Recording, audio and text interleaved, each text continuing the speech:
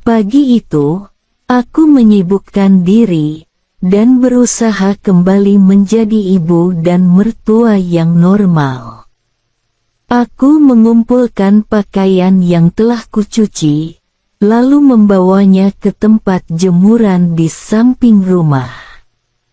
Satu persatu kugantung, sampai tiba-tiba aku tersentak, tatkala ada yang rangkul dari arah belakang. "Johan," kataku sedikit panik, lantaran tahu persis, Ririn sedang duduk di teras depan, sambil menimang anaknya, yang juga cucuku. "Sudah gak apa-apa kok Bu," ujar Johan menenangkan. "Jangan ngawurlah kamu, itu istrimu di depan teras loh," kataku lagi karena panik. Tapi yang ada, ia justru terkekeh pelan. "Udah gak apa-apa, sedikit aja kok," katanya, dengan suara begitu tenang. Lalu, ia melanjutkan dengan kalimat yang membuatku panas dingin.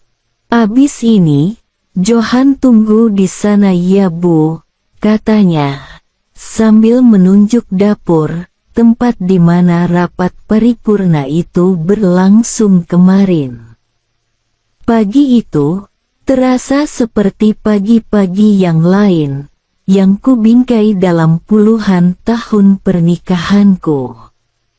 Aroma kopi yang diseduh Mas Basuki, suamiku, menguap dari dapur, beradu dengan wangi melati dari halaman belakang. Ia meletakkan cangkir di meja, dengan senyum yang tak pernah gagal membuat hatiku pernah, bahkan setelah 35 tahun bersama. Hanya saja, ketenangan itu sedikit terusik oleh suara mobil yang berhenti di depan rumahku.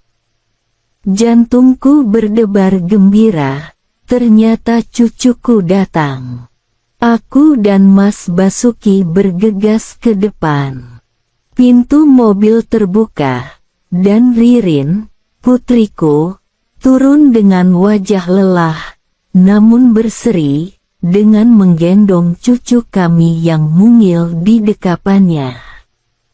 Aku langsung menyambutnya, dengan mengambil alih cucuku yang wangi, dengan aromanya yang khas. Lalu, dari sisi kemudi, dia keluar, menantuku, Johan. Aku terpaku sejenak, dulu, butuh waktu lama bagiku, untuk akhirnya mengucap kata restu. Di mataku, Johan hanyalah seorang pegawai kantor biasa. Seorang pemuda kurus, dengan senyum canggung, yang sepertinya tak punya ambisi. Ririn yang tergila-gila padanya, bukan aku. Bagiku, putriku pantas mendapatkan yang lebih. Tapi, cinta anakku begitu besar, dan akhirnya, aku luluh. Setelah mereka menikah dan pindah, kami jarang bertemu. Hanya sesekali saat lebaran, atau acara keluarga. Dan kini, sosok yang berdiri di depanku, bukan lagi Johan yang kuingat. Usia 31 tahun ternyata adalah puncak kematangan bagi seorang pria. Dulu, ia begitu kurus, tapi kini, ia lebih berisi dan tegap. Pundaknya bidang, mengisi kemeja flanel sederhana, yang ia kenakan dengan begitu pas. Rahangnya lebih tegas, dihiasi jambang terawat rapi. Saat ia tersenyum padaku, bukan lagi senyum canggung yang kulihat, melainkan senyum seorang pria yang percaya diri. Ada kilat karismatik di matanya, yang dulu tak kutemukan. "Pagi Bu, Pak," sapanya dengan suara yang terasa lebih berat dan dalam. Dia kemudian menghampiri Ririn, lalu menatap cucuku, dengan tatapan yang begitu damai. Ia tampak begitu kontras, layaknya seorang ayah baru. Anakku tak salah memilih laki-laki ini. Laki-laki ini adalah pria yang memang pantas untuk dinikahinya. Tiba-tiba, udara pagi yang sejuk terasa panas. Sebuah gejolak aneh, yang sudah lama tak kurasakan, mendadak hadir tanpa izin. "Bu, kok malah ngelamun?" Suara Mas Basuki menyadarkanku. Aku sedikit tersentak, dan memaksakan senyum. Enggak kok, ayo masuk, kasihan cucu ibu kepanasan," ujarku. Aku berbalik, melangkah cepat ke dalam rumah. Merangkul cucuku sedikit lebih erat. Tapi, aku tetap bisa merasakan kehadiran Johan di belakangku. Langkah kakinya bercampur aroma maskulin saat ia melintas untuk membukakan pintu. Aku menarik napas, mencoba menenangkan debar di jantungku yang tak seharusnya ada. Babak baru di rumah ini sepertinya baru saja dimulai. Dan aku sadar, ini akan jauh lebih rumit dari sekadar rumah yang kembali ramai. Menantuku ganteng sekali. Singkatnya, beberapa hari berlalu, rumah kami menemukan ritme baru. Johan, ternyata, benar-benar bekerja dari rumah. Ia menyulap sudut ruang keluarga menjadi kantor mininya. Dengan laptop dan tumpukan dokumen yang tertata rapi. Aku mengamatinya diam-diam dari meja, caranya fokus pada layar, alisnya yang sesekali bertaut serius. Lalu, sedetik kemudian, raut wajahnya melembut, saat mendengar rengekan kecil dari anaknya yang mungil di sampingnya. Sampai di siang harinya, saat aku sedang menimang cucuku, Ririn menghampiriku, dengan senyumnya yang khas. Ia kemudian duduk di sebelahku, dan menyandarkan kepalanya di bahuku. "Bu, aku sementara ini, tidurnya di kamar tamu aja ya, biar Mas Johan sama anakku di kamarku," ucap Ririn. Aku mengerutkan kening. "Loh, kok gitu? Justru bagus kan, kalau ada suamimu, bisa gantian jaga," sahutku. Ririn cemberut, "Mas Johan tuh, kalau udah capek, kadang suka ngorok, aku nggak bisa tidur," keluhnya. Ia lantas menoleh ke arah suaminya. "Nggak apa-apa kan Mas," ucap Ririn. Johan tampak sedikit kaget, perhatiannya dialihkan. Ia melepas kacamatanya, lalu menatap kami. Iya, nggak apa-apa, yang penting kamu nyaman," sahut Johan. Ririn, lantas dengan entengnya, menambahkan kalimat yang membuat jantungku berhenti berdetak. "Lagian, Bapak kan besok berangkat ke Kalimantan, proyek sebulan, jadi, kamu bisa jagain kita berdua ya, Mas, Ibu sama aku," katanya sambil tersenyum, seolah itu adalah hal paling wajar di dunia. Aku menelan ludah. Johan tampak sedikit salah tingkah.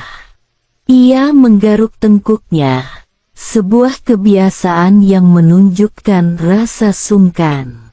Pasti dong Rin, ibu juga kan mamaku, jawabnya pelan, sambil melirik sekilas ke arahku.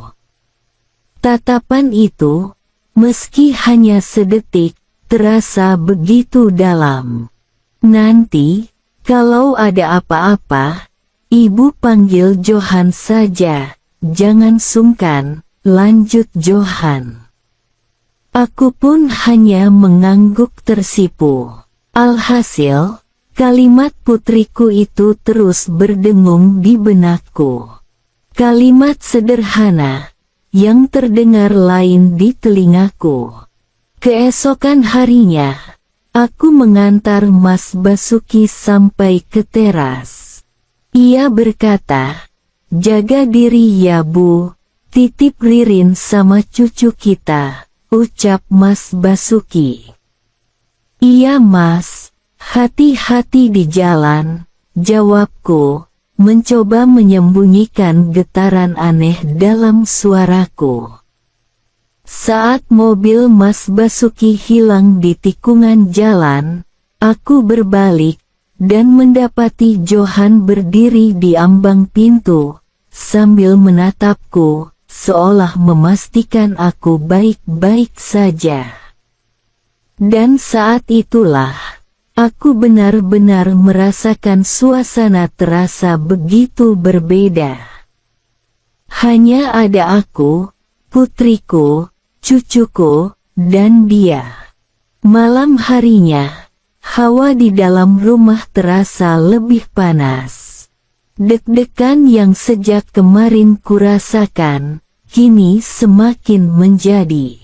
Setiap suara langkah kaki Johan, membuatku waspada. Aku yang saat itu sedang menonton TV, harus menahan nafas, ketika Johan turun dengan menggunakan kaos oblongnya, untuk mengambil air minum. "Ibu belum tidur?" tanyanya dengan suara sedikit serak. Aku tergagap, ini, sebentar lagi, kamu butuh sesuatu, kopi?" tanyaku. Dia tersenyum kecil, dan lesung pipit yang samar muncul di pipinya. "Nggak usah Bu, nanti malah nggak bisa tidur. Saya cuma mau cek Ririn sebentar, lalu balik ke kamar lagi," sahut Johan. Setelah berkata seperti itu, ia kembali ke lantai atas, dan meninggalkanku sendirian, dengan debar jantung yang tak menentu. Aku mematikan TV, tapi pikiranku tak bisa tenang. Aku menatap tangga yang gelap di atas sana. Di kamar masa kecil putriku, kini tidur seorang pria yang bertanggung jawab, yang bersedia menjaga kami berdua.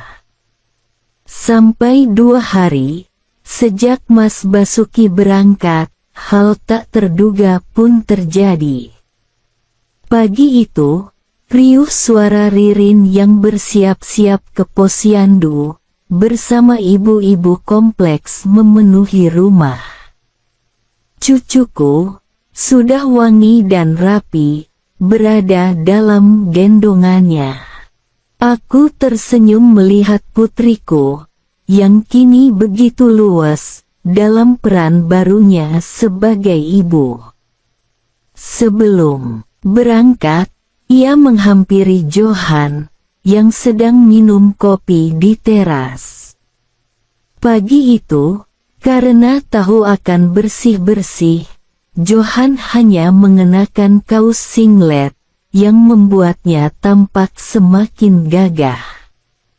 "Mas, nanti bantuin ibu beres-beres kamar depan ya, biar nanti beres, kamu bisa langsung pindah, kata Ririn, yang kemudian menoleh padaku.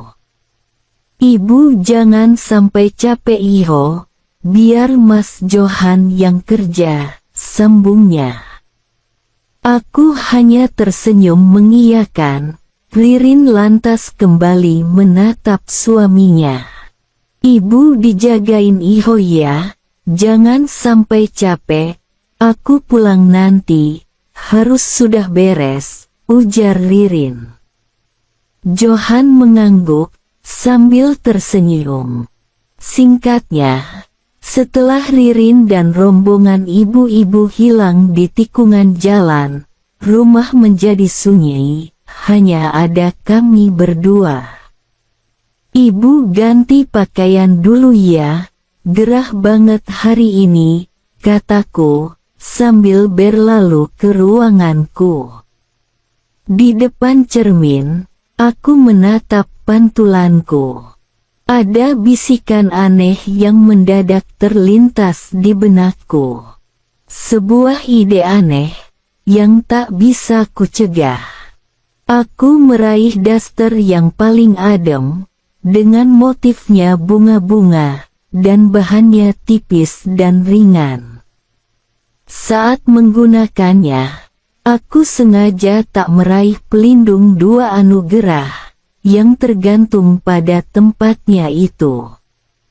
Aku meyakinkan diri, ini semua, agar lebih leluasa bersih-bersih nanti. Hanya itu, bukan untuk hal lain. Saat aku keluar kamar, Johan terlihat sedang mematung di ruang tengah, lalu berbalik dan melihatku. Matanya terpaku sesaat, dan aku tahu apa yang ia lihat, keindahan yang tercetak samar. Nampak ia sedikit melongo sepersekian detik, sebelum ia cepat-cepat membuang muka. Sapunya sudah saya siapkan Bu, katanya, dengan suara sedikit tercekat. Aku lantas berjalan mendahuluinya, ke arah kamar depan, yang terletak agak terpisah di dekat ruang tamu. Aku bisa merasakan, tatapannya mengikuti setiap langkahku. Aku berhenti di depan pintu kamar yang tertutup. Kuncinya di atas pintu biasanya Jo, kataku tanpa menoleh. Mendadak Johan maju sangat dekat di belakangku, untuk meraih kunci. Aku bisa merasakan aroma maskulin itu. Ia membuka pintu ruangan tersebut, tapi tak langsung masuk. Ia hanya berdiri di ambang pintu, lalu menoleh ke arahku. Bu, panggilnya singkat. Aku tahu, ia ingin menyuruhku masuk, tapi gesturnya begitu canggung. Oh Gusti, batinku. Kenapa suasana ini terasa seperti sepasang pengantin baru saja, gumamku. Johan menelan ludah, tapi ia tak berani menatapku. Ia hanya melambaikan tangan dengan kaku, ke arah dalam ruangan itu. Mari Bu, hanya itu yang bisa ia ucapkan. Dan kami berdua pun masuk ke ruangan itu. Ruangan yang akan menjadi saksi bisu, entah apa yang terjadi selanjutnya. Udara di dalam terasa dingin, lantaran AC-nya lupa dimatikan. Kamar itu sebenarnya tak begitu kotor, hanya lemari dan kasur yang terlalu rapat, sehingga harus dipindah. Sesaat setelah memperhatikan perabotan di sana, mendadak, guntur menggelegar begitu keras, sontak, aku terperanjat. Di luar, langit yang tadinya mendung, perlahan hujan dengan begitu derasnya. Pagi yang cerah berubah menjadi kelabu. "Ibu nggak apa-apa?" tanya Johan, yang refleks mendekat. "Ada Johan di sini, Bu. Tenang saja." Kalimat sederhana itu, entah kenapa, terasa seperti sebuah rangkulan untukku. Aku mengangguk, mencoba menenangkan jantungku yang makin berdebar. Kita mulai dari mana ya, Bu?" tanyanya tampak bingung, harus menggeser perabot yang mana dulu. Aku lantas menunjuk tempat pembaringan dan lemari. "Yang ini dulu, Jo," sahutku. Johan mengangguk, ia mendekati celah antara lemari dan dinding. Ia mencoba mendorong lemari itu, tapi lemari itu terlalu berat, sehingga tak berubah. Sementara aku yang terlalu lama di sana, lambat laun, mulai kedinginan. Hawa dingin dari AC, membuatku beberapa kali merinding. Aku melipat tangan, mencoba menepis rasa dingin itu. Sebuah gestur yang tanpa sadar, justru menampilkan sisi indah anugerah itu. Johan sendiri terus bekerja, memindahkan lemari itu sebisanya. Keringat mulai membasahi, dan sesekali, ia menyeka peluh di wajahnya, yang membuatku menahan napas. Sampai sesaat kemudian, ia berhenti untuk istirahat, lalu bersandar di lemari. Aku berdiri di dekat tempat pembaringan, dan otomatis berhadapan. Saat itu, ia tak membuang muka, bahkan, tatapan itu, lambat laun berhenti, pada dua anugerah di balik daster itu. "Sini, Jo, biar coba ibu bantu pindahin lemainya," kataku dengan suara sedikit bergetar. Aku melangkah ke sisinya, dan kagetnya, sebelum aku sempat mendorong lemari tersebut, sepasang tangan menutupi tanganku. Belum hilang keterkejutanku, aku merasakan panas dingin ketika ia merapat di belakang. "Kita coba dalam hitungan ketiga ya, Bu," katanya, yang kemudian mendorong lemari itu. Sayangnya, bersamaan dengan itu, lagi-lagi, petir menyambar, dan lebih keras. Aku yang kaget, secara refleks menutup telinga. Dan sepersekian detik, sebuah rangkul kuterima.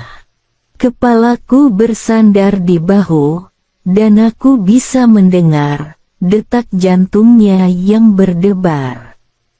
Dan yang membuatku makin terkejut, aku juga merasakan sebuah perahu itu juga meresponnya. Aku tahu aku harus lari, tapi yang ada, aku justru diam, seolah waktu seolah berhenti.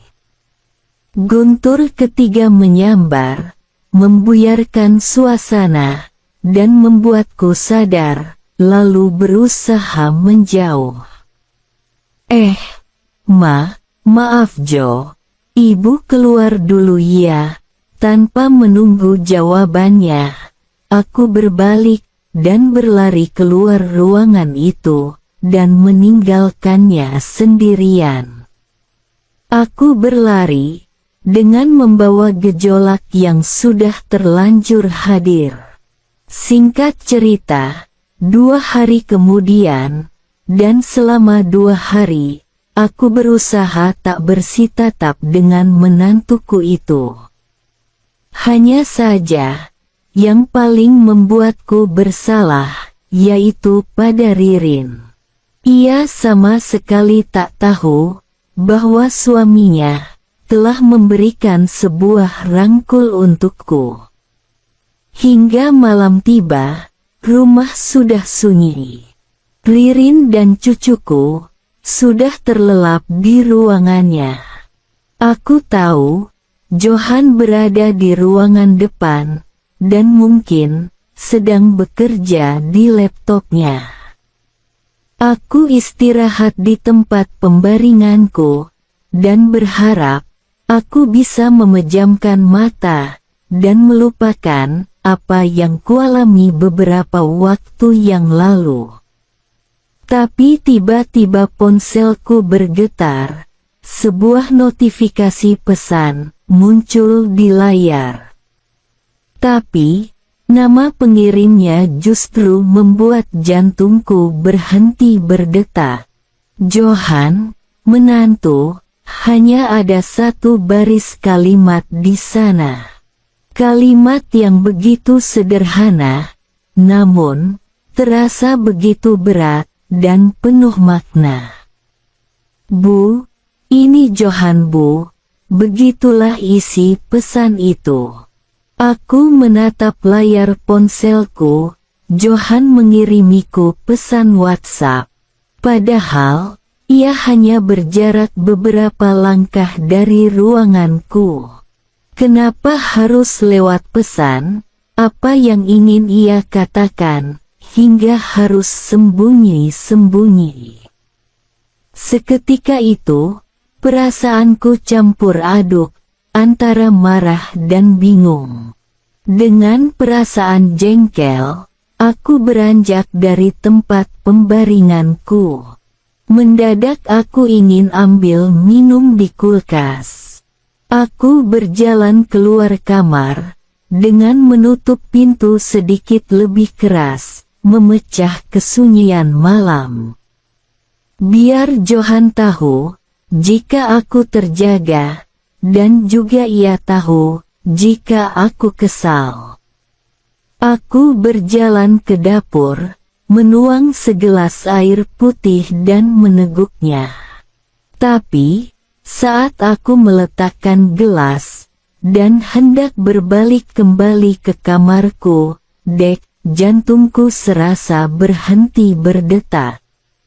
Johan mematung di sana, di ujung lorong, menghalangi jalanku. Dia tak seperti Johan yang biasa kulihat. Naluriku menyuruhku lari, aku pura-pura tak melihatnya dengan jelas, sambil menundukkan kepala. "Permisi Jo," kataku, saat hendak melewatinya. Tapi, dia bergeser, seolah menjadi dinding yang menghalangi jalanku. "Bu, maafin Johan ya." Dua kata itu, hanya dua kata sederhana, yang cukup untuk membuatku bimbang. Rasa kesal, marah, dan kebingunganku, justru berubah menjadi rasa iba, dan sesuatu yang lain. Aku lantas menatapnya, tapi ia justru melangkah maju satu langkah, hingga tak ada lagi jarak di antara kami. Ia kemudian meraih kedua tangan, dan menggenggamnya erat. "Maafin aku ya Bu," ucapnya lagi, dan aku hanya diam. Logikaku seolah tak berjalan, menyisakan gejolak yang tak bisa diredam. Entah pikiran dari mana, mendadak aku berjinjit, dan seketika itu, ia menyambutnya. Ya, sebuah sambutan dan silaturahmi antara bibir, dan itu cukup lama. Aku bisa merasakan putus asa, yang justru kubalas dengan gejolak, yang selama ini kuredam. Sambutan itu terus berlangsung, sampai tak lama kemudian, aku terkejut, ketika merasa, ada tangan yang hijrah pada pintu gerbang kehidupan. Seketika itu aku berseru, aku hanyut terbawa ombak samudera. Bahkan, saking hanyutnya, tanpa sadar, aku berkata, tunggu apa lagi Jo, ucapku. Mendengar itu, Johan pun tersenyum. Buru-buru ia menyiapkan perahu motor itu. Sementara aku, merubah haluan, yang semula menatap ke depan, menjadi sebaliknya. Akhirnya, dalam redup lampu dapur, perahu motor itu pun melaju melewati samudra biru. Seruan kebaikan pun bergema pelan, memecah kesunyian malam itu. Johan berusaha menciptakan suatu gelombang banjir bandang, tapi sayangnya, ketika aku hendak mengalami musibah banjir itu, tiba-tiba, suara langkah kaki terdengar dari arah kamar. Pikiranku langsung tertuju pada Ririn. Ia terjaga dan mencari suaminya, dan alhasil, tanpa berpikir lagi, aku berlari menuju ruang tengah. Johan sendiri juga buru-buru bersikap biasa, agar Ririn tak curiga. Dan dari ruang tengah, aku bisa mendengar suara Ririn yang tenang menghampiri suaminya. Mas, haus, lagi cari air minum ya, tanyanya. Iya Rin, jawab Johan, dengan suaranya berusaha dibuat senormal mungkin. Keduanya lantas berlalu ke ruangan masing-masing, dan membuatku tenang. Sampai keesokan harinya, pagi datang terlalu cepat, membawa serta cahaya matahari, yang terasa mengejekku, tentang apa yang terjadi semalam. Pagi itu, aku menyibukkan diri, berusaha kembali menjadi ibu rumah tangga, dan mertua yang normal. Aku mengumpulkan pakaian yang sudah kucuci, lalu membawanya ke tempat jemuran, di samping rumah. Satu persatu kugantung, sampai tiba-tiba, aku tersentak, tatkala ada yang memberi rangkul dari arah belakang. Johan, kataku sedikit panik, lantaran tahu persis, Ririn sedang duduk di teras depan, sambil menimang cucuku. Udah, gak apa-apa Bu, ucap Johan dengan tenangnya. Jangan ngawur, ada istrimu di depan teras lo, kataku lagi, karena panik. Tapi, yang ada, ia justru terkekeh pelan. Gak apa-apa kok Bu, udah, santai aja, katanya dengan suara begitu tenang. Lalu, ia melanjutkan dengan kalimat yang membuatku panas dingin. Abis ini, Joha tunggu di sana ya Bu, katanya, sambil menunjuk dapur, tempat di mana rapat rapurna itu berlangsung kemarin.